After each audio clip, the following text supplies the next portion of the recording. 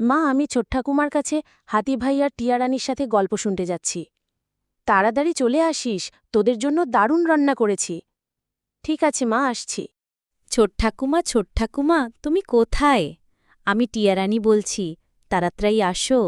হাতিদাদার গুর্দি দিদি আসছে তোমার গল্প শুনব বলে।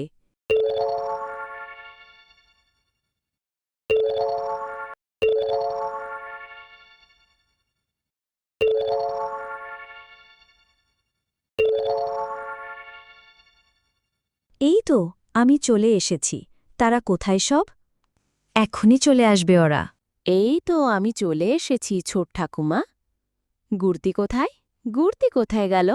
ওই তো গুর্দি আসছে।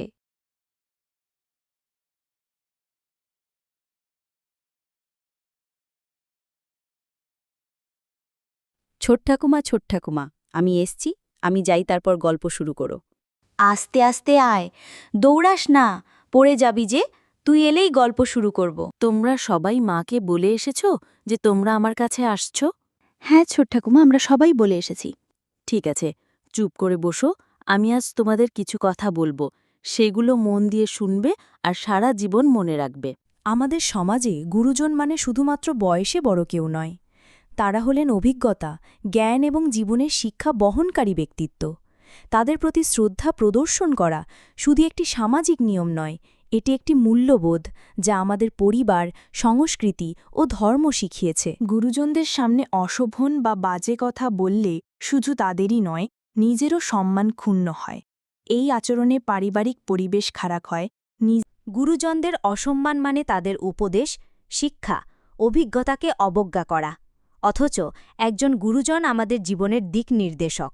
গুরুজন আমরা কাকে বলি? যারা আমাদের থেকে বয়সে বড়, আমাদের শিক্ষাদান করেন, ভুল কাজ করলে বারণ করেন।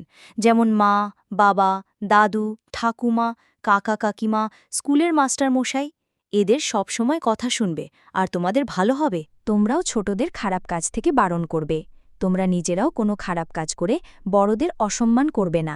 আজ আমি আসি, অনেক গল্প হলো, আবার কাল আসব। তোমরা সবাই ভালো থাকো, সাবধানে বাড়ি চলে যেও। মা বাবা যা বলবে তাই মন দিয়ে শোনো, কোনো বাজে কথা বলবে না।